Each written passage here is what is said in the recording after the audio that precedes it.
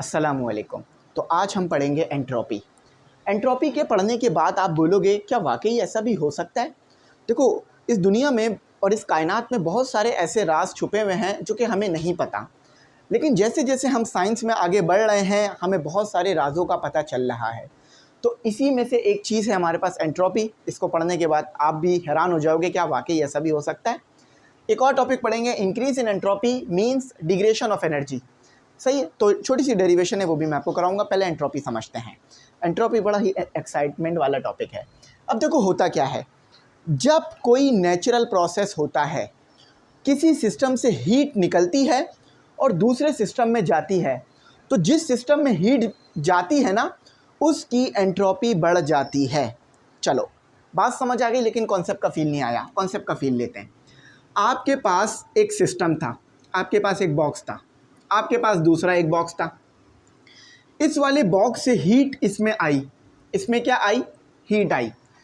याद रखना, बी वाले बॉक्स में हीट आ रही है, ए वाले बॉक्स से हीट जो है वो जा रही है। ए वाले बॉक्स से हीट रिजेक्ट हो रही है और बी वाले बॉक्स में हीट जो है वो एडेड हो रही है। तो जब बी वाले बॉक्स में हीट जाएगी तो क्या होगा? जो बी वाला बॉक्स है इसके अंदर जो मौजूद मॉलिक्यूल्स हैं उसकी क्या बढ़ जाएगी? Average molecular speed. Molecular speed बढ़ गई ना, यानी जो मॉलिक्यूल्स मौजूद थे वो डिसऑर्डर हो जाएंगे। डिसऑर्डर यानी आगे पीछे मूव करने लग जाएंगे। तो बी की एंट्रोपी क्या होगी? एंट्रोपी को डेल्टा एस से रिप्रेजेंट करेंगे, ये बढ़ जाएगी। एंट्रोपी क्या बता रही है? एंट्रोपी आपको सिंपल ये बता रही है कि अगर आप किसी सिस्टम में हीट डाल रहे हो तो उस सिस्टम की एंट्रोपी बढ़ रही है, यानी मॉलिक्यूल डिसऑर्डर हो रहे हैं। यानी जो मॉलिक्यूल पहले एक अरेंजमेंट में थे उसमें डिसऑर्डर बढ़ता जा रहा है। बात समझ आ रही है? नहीं आ रही? चलो मैं बताता हूँ।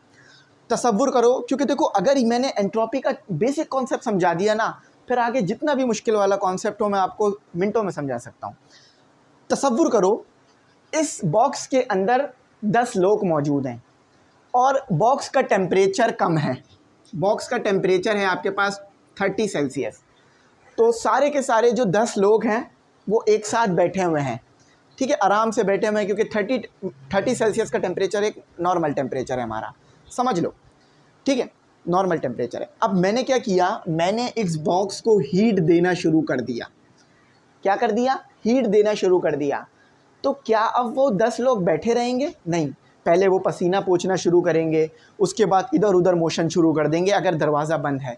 क्यों मोशन शुरू कर दिया? क्योंकि बॉक्स के अंदर का टेम्परेचर बढ़ा, इंसान की बर्दाश्त से बाहर हो गया टेम्परेचर। तो अंदर क्या बढ़ गया? डिसऑर्डर बढ़ गया। क्या बढ़ गई? रैंडमनेस बढ़ गई। लोगों ने इधर उधर मोशन शुरू कर दिया। इसी तरह मॉलिक्यूल्स के साथ भी तो हो रहा है मेरे भाइयों और बहनों, कि मॉलिक्यूल्स ऑर्डर में मौजूद थे। मॉलिक्यूल्स गैस में ले लो, सॉलिड में ले लो, लिक्विड में। सबसे ज़्यादा ऑर्डर में मॉलिक्यूल्स किस में होते हैं? सॉलिड में, है ना, एक के साथ एक होते हैं। और फिर उसके बाद लिक्विड में हल्के हल्के मूव कर रहे होते हैं आगे पीछे। और सबसे कम डिसऑर्डर, सबसे ज़्यादा डिसऑर्डर किस में होती है? आपके पास गैस में, बहुत ज़्यादा इधर उधर मोशन हो रहा होता है। लेकिन समझ लो एक ऑर्डर में मौजूद थे, आपने टेम्परेचर बढ़ा दिया। टेम्परेचर के बढ़ाने से उनकी क्या बढ़ गई? उनकी बढ़ गई एवरेज काइनेटिक एनर्जी बढ़ गई। साथ ही साथ अगर आसान लफ्ज़ों में कह लो तो एवरेज मॉलिक्यूलर स्पीड बढ़ गई। मॉलिक्यूलर स्पीड बढ़ने से वो आगे पीछे मूव करना शुरू हो गए, डिसऑर्डर बढ़ गया। तो यानी क्या हुआ? एंट्रोपी बढ़ गई। क्या बढ़ी? एंट्रोपी। सिंपल याद रख लो कि जब भी आप किसी सिस्टम को हीट दोगे, जो मॉलिक्यूल्स मौजूद हैं उनकी जो है वो एवरेज मॉलिक्यूलर स्पीड बढ़ेगी, जिसकी वजह से डिसऑर्डरनेस बढ़ जाएगा, ठीक है, यानी मॉलिक्यूल्स इधर उधर मोशन करेंगे। बेसिक कॉन्सेप्ट समझ आ गया, फील आ गया। अब थोड़ा और आगे बढ़ते हैं, फार्मूला और मज़ीद डिटेल्स में चलते हैं ताकि अगर कोई कुछ सवाल कर ले तो आपको पता हो। सही है, तो the disorderness of the system is known as entropy. Disorderness कह लो या रैंडमनेस कह लो, अक्सर ये वर्ड भी आपको लिखा हुआ मिलेगा, रैंडमनेस, ठीक है, रैंडमनेस कह लो। अच्छा, अब फॉर्मूला क्या लिखा हुआ है? फॉर्मूला इसका बड़ा ही इंटरेस्टिंग है। क्यों? अभी मैं बताता हूँ, वजह बताता हूँ। एंट्रोपी को रिप्रेजेंट किया जाता है डेल्टा एस से। ये जो डेल्टा क्यू है ये हीट है, हीट है आपके पास, और ये टेम्परेचर है। अब ज़रा मेरी बात सुनो, ये एंट्रोपी का कॉन्सेप्ट किसने दिया? एंट्रोपी का कॉन्सेप्ट हमारे पास दिया रिडोल्फ, हमारे पास रिडोल्फ क्लॉसियस हैं, उन्होंने जो है इसका कॉन्सेप्ट आपको दिया। आपने सेकंड लॉ ऑफ थर्मोडायनेमिक पढ़ा था जिसमें 2 स्टेटमेंट थी, तो जो क्लॉसियस थे वो दूसरे हमारे पास साइंटिस्ट थे, तो उन्होंने इसका कॉन्सेप्ट जो है वो हमारे को दिया। अच्छा, साथ ही साथ उन्होंने ये कॉन्सेप्ट क्यों दिया? जब वो स्टडी कर रहे थे ना सेकंड लॉ ऑफ थर्मोडायनेमिक्स को, तो उस वक्त उन्होंने एंट्रोपी को देखा, यानी एंट्रोपी को जो है वो एक्सप्लेन किया और डिस्क्राइब किया। तो रिडोल्फ क्लॉसियस को आप याद रखना। अच्छा, अब आगे चलते हैं। एंट्रोपी साथ साथ आपको ये भी बताती है कि अनयूज़फुल एनर्जी कितनी है। अनयूज़फुल एनर्जी, देखो एंट्रोपी डिसऑर्डर बता रही है, इस पे हमारी बात हो गई है। अब एक और वर्ड आ गया है अनअवेलेबल और अनयूज़फुल वर्क। अनअवेलेबल वर्क, आप जो एनर्जी देते हो आपको अच्छी तरीके से पता है सारी की सारी वर्क में कन्वर्ट नहीं हो रही। कुछ एनर्जी वर्क में कन्वर्ट नहीं होती, वही हमारे पास है unavailable for doing useful work. कुछ एनर्जी हमारे पास ऐसी होती है जो अनअवेलेबल होती है वर्क करने के लिए। एंट्रोपी उसके बारे में भी बता रही है, ये वाला पॉइंट भी याद रखना। एंट्रोपी क्या बता रही है? एक और पॉइंट भी बता रही है कि कुछ एनर्जी आपके पास ऐसी है जो कि अवेलेबल नहीं है वर्क कराने के लिए। फॉर एग्जांपल, अगर आप 100 जाउल एनर्जी दे रहे हो, 100 जाउल एनर्जी दे रहे हो, तो 100 जाउल का वर्क नहीं मिल रहा, बल्कि मिल रहा है 40 जाउल का वर्क। तो कुछ एनर्जी ऐसी हो गई जो कि अनअवेलेबल है वर्क के लिए, तो वो भी आपको एंट्रोपी बता रही होगी।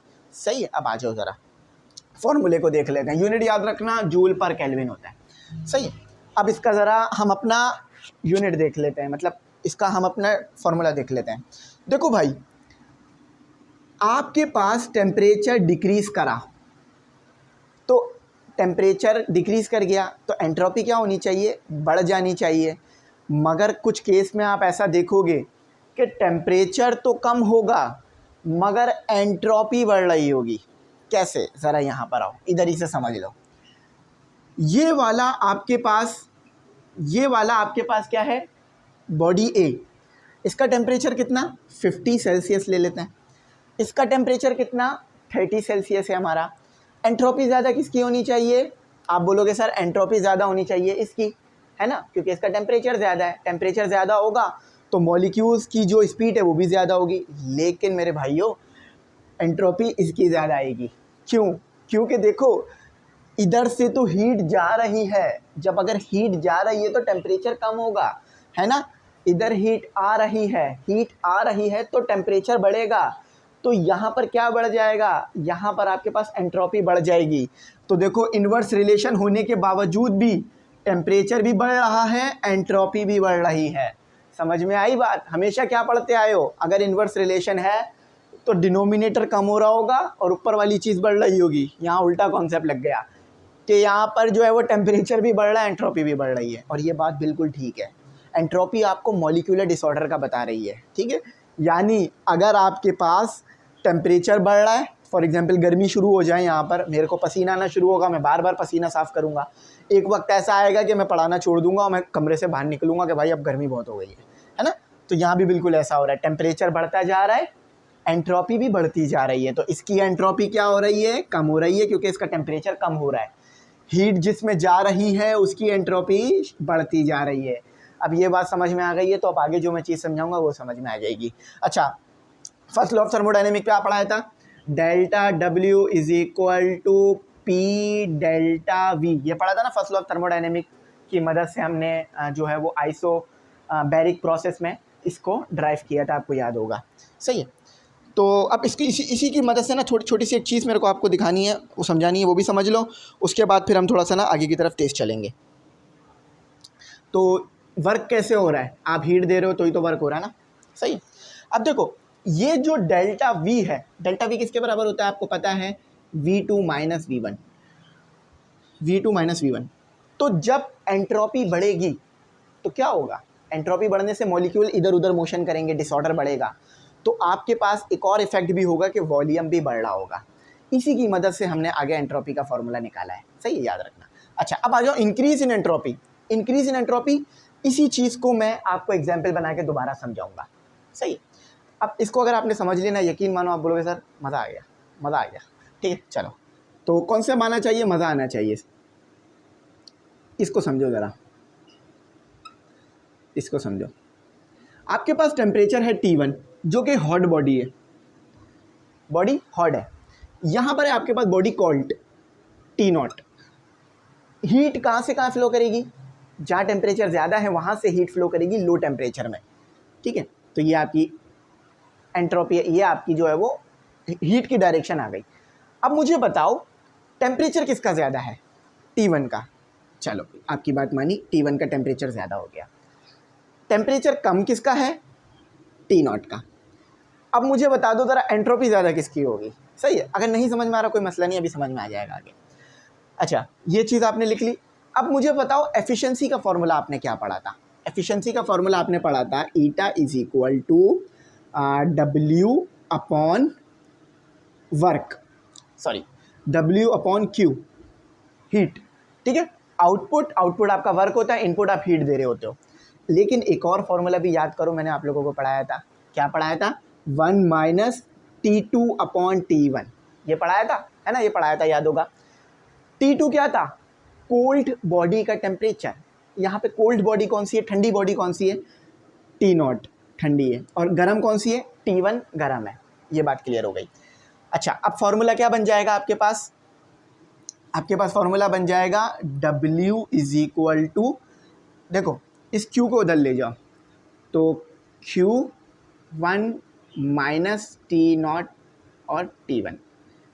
ये बात समझ आ गई? यहाँ तक समझ आ गया मैंने क्या किया? कि मैंने यहाँ पर एक फॉर्मूला ड्राइव किया वर्क का एफिशिएंसी की मदद से। अच्छा, अब इसी के सामने एक और बात करते हैं, इसी के सामने एक और बात करते हैं। अब हमारे पास एक और सिस्टम है, ये हो गया एक और सिस्टम जो कि है हमारे पास हॉट, जिसे हमने T2 कह दिया। एक और सिस्टम है हमारे पास, ठीक है, और ये कोल्ड है, ठंडा है, जिसे हमने T0 कह दिया। हीट कहाँ से कहाँ जाएगी? T2 से T1 के अंदर, T0 के अंदर जाएगी। T2 हॉट है, याद रखना, T2 हमारे पास ज़्यादा है, T0 हमारे पास कम है। What about relation between T1 and T2? ये नहीं बताया मैंने आपको, ये तो बता दिया T2 ज़्यादा टेम्परेचर है, T0 या T0 कम टेम्परेचर है, कोल्ड है। याद रखना T2 का टेम्परेचर कम है, T1 का टेम्परेचर ज़्यादा है। अब मैं ये क्यों करा रहा हूँ? ये मैं आपको इस चीज़ का प्रूफ करने के लिए दिखा रहा हूँ कि एंट्रोपी हमेशा उस चीज़ की बढ़ेगी जिसमें हीट जा रही है। ये इस काम के लिए कर रहा हूँ मैं, इस डेरिवेशन को करना। ठीक है, तो कंसीडर कर लिए हमने दो सिस्टम। एक सिस्टम हमारे पास था, ए सिस्टम ले लो, ये ए सिस्टम ले लो, जिसमें T1 से हीट जा रही थी T0 में। फिर दूसरा सिस्टम ले लिया T2, जिसमें हमारे पास हीट जा रही थी T2 से T0 में। इसका आप जो वर्डिंग है वो अपनी बुक से देख के लिख सकते हो। ठीक है, ये सारे कॉन्सेप्ट समझ में आ गए। अब फॉर्मूला क्या बनेगा? T2 अपॉन T0 के लिए ऊपर वाला ही बनेगा, जैसा हमने ऊपर लिखा कि N is equal to W upon Q। तो T0 अभी भी ऊपर ही रहेगा, ठीक है, 1 माइनस T0 सिमिलरली लिख लो, जैसे ऊपर काम किया वही नीचे भी काम करेंगे। ठीक है, तो ये हो गया T2। सही है। अब आपके पास क्या W क्या आया? ये हो गया आपका W1 हो गया, और ये आपका W2 हो गया। तो आ गया आपका Q1 minus T0 upon T2। सही, समझ में आ गया? यहाँ तक समझ में आ गया? अच्छा, चलो बात समझ आ गई तो फिर तो बात ही ख़त्म हो गई। अब थोड़ा सा मज़ीद आगे लेके चलते हैं डेरिवेशन को, और मैं आपको जो एंट्रोपी का कॉन्सेप्ट समझाना चाह रहा था वो यहाँ क्लियर हो जाएगा। सही, ठीक है, एंट्रोपी का कॉन्सेप्ट यहाँ पर आपका जो है वो क्लियर हो जाएगा। अच्छा, अब मैं क्या करता हूँ, मेरे पास आ गया T1 और T2। अब मैं लिखता हूँ यहाँ पर subtract T1 and T2। T1 और T2 को सब्ट्रैक्ट कर दो, तो सब्ट्रैक्ट करने से क्या आएगा आपके पास? कुछ इस तरह से आएगी इक्वेशन। इसको अपने पास एज इट इज लिखना, वर्डिंग मैंने कहा आप लोग बुक से लिख लेना, या ये वाली वर्डिंग भी लिख सकते हो। सही। अच्छा, अब आपके पास क्या आ जाएगा? T1 क्या है आपके पास? T1 आपके पास है 1 minus T0 upon T2, sorry T1। ठीक है, Q दोनों जगह सेम है, हीट दोनों जगह सेम रखी है। अच्छा, उसके बाद आपके पास T2 क्या आ गया और W2 क्या आ गया, W2 आ गया 1 माइनस और ये आ गया। अच्छा, अब इसको मज़ीद सिंप्लीफाई कर दो, जितना हो सके उतना मज़ीद सिंप्लीफाई कर लो। सिंप्लीफाई करने के लिए आप क्या करोगे, आप Q को मल्टीप्लाई करा दोगे सबसे, तो ये Q 1 से मल्टीप्लाई होकर Q हो जाएगा और इससे मल्टीप्लाई होकर Q T0 और T1 हो जाएगा। इधर भी यही कर दो, तो ये हो गया Q और उधर ले जाओ उसको minus Q T0 divided by T2। देखो ये प्लस का Q, ये माइनस का Q कैंसिल हो गया, माइनस माइनस प्लस हो जाएगा, सही। W1 W2 equal to minus Q T0 T1 और प्लस बच गया Q T0 और T2, सही है। अब इसको उधर ले जाओ, उसको इधर ले आओ, तो जो प्लस वाली चीज़ है उसको मैं पहले लिख रहा हूँ, जो माइनस वाली चीज़ है उसको मैं बाद में लिख रहा हूँ, ठीक है। याद रखना मैंने क्या किया है। अब देखो मुझे T0 नहीं चाहिए, उसे मैं बाहर निकाल देता हूँ। आप बोलोगे सर Q भी कॉमन निकाल सकते हो, Q तो पहले ही कॉमन था, वो तो मैंने जानबूझ के मल्टीप्लाई कराया ना, तो उसको नहीं करना। देखो बात क्लियर हो गई, बात क्लियर हो गई। आपके पास वर्क ज़्यादा कहाँ पर हो रहा है, W में, W1 में, मगर टेम्परेचर कम किसका हो रहा है, W1 का। क्यों? अभी मैंने थोड़ी देर पहले बताई कि जिधर हीट जा रही है उसकी एंट्रोपी बढ़ रही है और जिधर से हीट जो है वो रिजेक्ट हो रही है उसकी एंट्रोपी कम हो रही है। ये इक्वेशन भी आपको यही बात बता रही है कि आपके पास बेशक T1 बड़ा था, T2 छोटा था, मगर T2 में हीट आ रही है तो T2 की एंट्रोपी बढ़ रही है। तो आपके पास एंट्रोपी ज़्यादा किसकी हो गई, इसको ऐसे लिख लेते हैं, एंट्रोपी आपके पास ज़्यादा किसकी हो गई, एंट्रोपी आपके पास इसकी ज़्यादा हो गई, इसकी एंट्रोपी ज़्यादा है और इसकी एंट्रोपी कम है। जबकि टेम्परेचर में फ़र्क भी है लेकिन फिर भी देख लो आपके सामने आ रहा है, ठीक है। इसकी एंट्रोपी कम हो गई। क्यों एंट्रोपी कम हो गई, क्योंकि ये हीट को रिजेक्ट कर रहा है, सही है। जो हीट को रिजेक्ट करेगा उसकी एंट्रोपी कम होती रहेगी, ये हमारे पास कानून है और कानून को फॉलो करना होगा। अच्छा, एक मज़े की बात है, थोड़ा सा ना यहाँ एरर आ गया है, उस एरर को ठीक करो। मैंने Q को यहीं पे रहने देना था और कॉमन निकालना था T0 को, तो मैंने उल्टा कर दिया। चलो बाकी सही है, मसला नहीं है। Q को यहीं रहने दो, T0 को मैंने कॉमन निकाल लिया, सही। एंट्रोपी का समझ में आया ना क्या हो रहा है।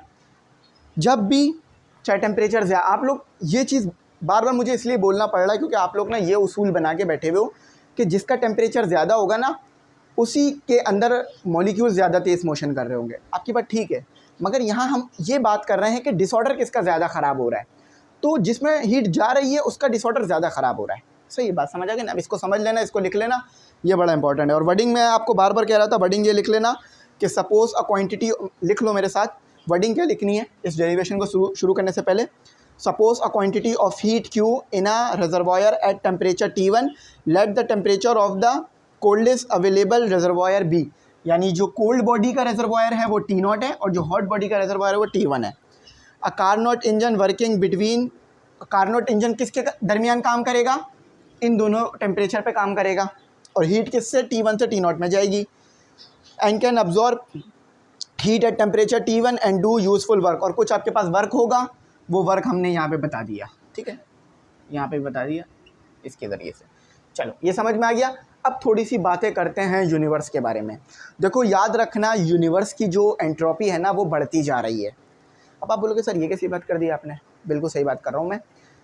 जब ये दुनिया वजूद में आई होगी, जिस टाइम पे ये दुनिया बनी होगी, तो उस टाइम पे आपको पता है कि पेट्रोल जो ज़मीन के अंदर है वो आज के मुकाबले में बहुत ज़्यादा होगा। क्यों? क्योंकि उस वक्त हम पेट्रोल तो यूज़ नहीं कर रहे थे ना।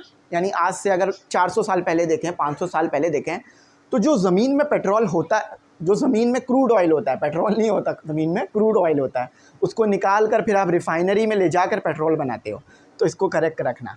तो जो ज़मीन में क्रूड ऑयल मौजूद है, यानी जो तेल मौजूद है ज़मीन में, वो ज़्यादा होगा आज से पहले, है ना। क्यों ज़्यादा होगा? क्योंकि हमने उसको उस वक्त निकालना शुरू नहीं किया था और उससे जो है वो गाड़ियाँ चलाना नहीं शुरू की थी। मगर जैसे जैसे वक्त गुजरता गया, हमने क्या किया, हमने उस ऑयल को निकाला, डीज़ल, पेट्रोल, केरोसिन और इंजन ऑयल, बहुत सारे ऑयल बनाए और उसको यूज़ करते गए। जैसे जैसे हम उसको यूज़ करते जा रहे हैं, गाड़ियों में से जो हीट है वो कहाँ जा रही है, वो इन्वायरमेंट में आ रही है। एग्जॉस्ट वाल्व क्या काम करता है, जो आपकी इंजन के अंदर जो इंजन के अंदर आपके पास गैसेस होती हैं उसको निकाल के इन्वायरमेंट में फेंक देता है। अब वो इन्वायरमेंट में से कहाँ जाती है, हमारे यूनिवर्स में जा रही हैं, हमारे अर्थ के इन्वायरमेंट में आ रही हैं। तो जब हम अर्थ के अंदर गैसेस डाले जा रहे हैं यानी हीट डाले जा रहे हैं, बेसिकली वो गर्म होती है ना, अगर आप हाथ लगाओ पीछे साइलेंसर के तो वो गर्म होती है। इसी तरह से करोड़ों गाड़ियाँ जो हैं वो धुआं छोड़े जा रही हैं। तो फिर हमारे अर्थ में क्या हो रहा है, हमारे अर्थ का जो इन्वायरमेंट है वो ख़राब होता जा रहा है ना, ख़राब हो रहा है ना भाई, टेम्परेचर बढ़ता जा रहा है। जब हमारे अर्थ का टेम्परेचर बढ़ता जा रहा है तो मॉलिक्यूलर डिसऑर्डर बढ़ता जा रहा है ना, मॉलिक्यूलर डिसऑर्डर यानी एंट्रोपी तो बढ़ती जा रही है, यानी हमारे अर्थ को नुकसान हो रहा है। तो इसीलिए कहते हैं कम से कम जो है वो ऐसी एनर्जी को इस्तेमाल करें जो नॉन रिन्यूएबल हो। सही है, तो यही बात आपको इधर बताई जा रही है, energy is degraded during all natural process. चलो ये जो प्रोसेस मैंने बताया ये भी नेचुरली होता है, मतलब पेट्रोल आप जलाते हो तो वो नेचुरली जलता है, आर्टिफिशियली नहीं जल रहा होता, मगर नेचुरल प्रोसेस हो रहे हैं। फॉर एग्जांपल सन से रेडिएशन हमारे अर्थ पर आई जा रही है, एक प्रोसेस चलता जा रहा है, लेकिन फिर भी हमारे जो अर्थ का टेम्परेचर है वो तो बढ़ता जा रहा है ना। पहले टेम्परेचर कम हुआ करता था, अब टेम्परेचर बढ़ रहा है, इसी के साथ साथ आने वाले वक्तों में बढ़ेगा।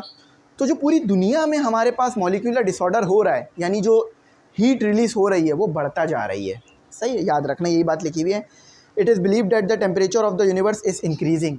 यूनिवर्स का टेम्परेचर बढ़ रहा है, कम नहीं हो रहा, ठीक है, बढ़ता जा रहा है, एनर्जी रिलीज़ होती जा रही है gradually and its entropy is also increasing. बात खत्म। दूसरा topic, system tends to become least orderly over time. अच्छा, एक वक्त ऐसा आएगा कि एंट्रोपी इतनी ज़्यादा बढ़ जाएगी यूनिवर्स की कि सब कुछ मिक्सचर बन जाएगा, है ना। अभी देखो मैं सॉलिड हूँ, इन्वायरमेंट में गैस है और लिक्विड है, लेकिन एक वक्त ऐसा आएगा कि इतना ज़्यादा हीट बढ़ जाएगी दुनिया में और यूनिवर्स में कि सबकी हीट कांस्टेंट हो जाएगी। फॉर एग्जांपल देखो, मैं भी 30 सेल्सियस पे आ जाऊँ, ये बोर्ड भी 30 सेल्सियस पर हो जाए, तो क्या हम दोनों में हीट एक्सचेंज होगी, कोई केमिकल प्रोसेस होगा? नहीं, रुक जाएगा। क्यों? क्योंकि मेरा टेम्परेचर भी सेम हो गया, इस बोर्ड का टेम्परेचर भी सेम हो गया। तो ना मुझसे हीट बोर्ड में जा रही है, ना बोर्ड से मुझ में, क्योंकि टेम्परेचर सेम आ गया। एक वक्त ऐसा आएगा कि दुनिया में टेम्परेचर सेम हो जाएगा, कांस्टेंट टेम्परेचर, हर चीज़ का टेम्परेचर कांस्टेंट हो जाएगा, सेम हो जाएगा, तो जिससे फिर हीट की ट्रांसफ़र होना रुक जाएगा। और ये अगर हो गया तो फिर बहुत ही ख़तरनाक मामला हो जाएंगे। सही है। और डिसऑर्डर भी बढ़ता जा रहा है। The disorder of the system increasing during any natural process. जब भी कोई नेचुरल प्रोसेस होता है, फॉर एग्जांपल कोई वॉल्केनिक एरप्शन होती है, यानी कोई कोई जो लावा है वो आपका फूटता है, ठीक है, आपने देखा है ना लावा होता है आपके पास। मैं उस वाले लावा की बात नहीं कर रहा, मोल्टन लावा केक की बात नहीं कर रहा हूँ, मैं हकीकत वाले लावा की बात कर रहा हूँ। तो जब वो प्रोसेस होता है तो क्या होता है, एनवायरनमेंट में हीट निकलती है। तो बहुत सारे नेचुरल प्रोसेस हो रहे हैं जिससे एनर्जी रिलीज़ होती जा रही है, हीट रिलीज़ हो रही है, और कहाँ जा रही है, यूनिवर्स में जा रही है। Stage will reach when universe will approach a stage of maximum disorder. तो एक वक्त ऐसा आएगा कि हमारे यूनिवर्स में मैक्सिमम डिसऑर्डर हो जाएगा, यानी जितना कोई चीज़ तरतीब से ख़राब हो सकती है, यानी मॉलिक्यूल जितना ज़्यादा आगे पीछे हो सकते हैं वो हो जाएंगे। एट दिस स्टेज, उस स्टेज पे क्या होगा, matter will become a uniform mixture. तो तमाम मैटर यूनिफॉर्म हो जाएगा, यानी एक जैसा हो जाएगा। क्योंकि भाई देखो, मॉलिक्यूलर डिसऑर्डर होगा, इसको थोड़ा ना आपने डीप में जाके समझना होगा। जब मॉलिक्यूलर डिसऑर्डर बढ़ता जाएगा, यानी सब चीज़ एक ही टेम्परेचर पे आती जाएंगी, तो फिर एक वक्त ऐसा आएगा कि सारी चीज़ें जो हैं वो एक जैसी हो जाएंगी। तो फिर उस वक्त हमारे पास टेम्परेचर यूनिफॉर्म हो जाएगा, हर चीज़ का टेम्परेचर सेम हो जाएगा, और फिर एनर्जी का जो फ्लो है वो रुक जाएगा। ठीक है, बात समझ गए ना। अब इसको यहीं तक रखते हैं। आई होप मैंने काफ़ी डिटेल में ले जाकर काफ़ी कुछ आपको समझा दिया हो, और ये चीज़ बड़ी इंपॉर्टेंट चीज़ जो कि आपको समझनी है। ठीक है, आई होप आपको बात समझ में आ गई होगी। Thanks for watching. अल्लाह हाफिज़।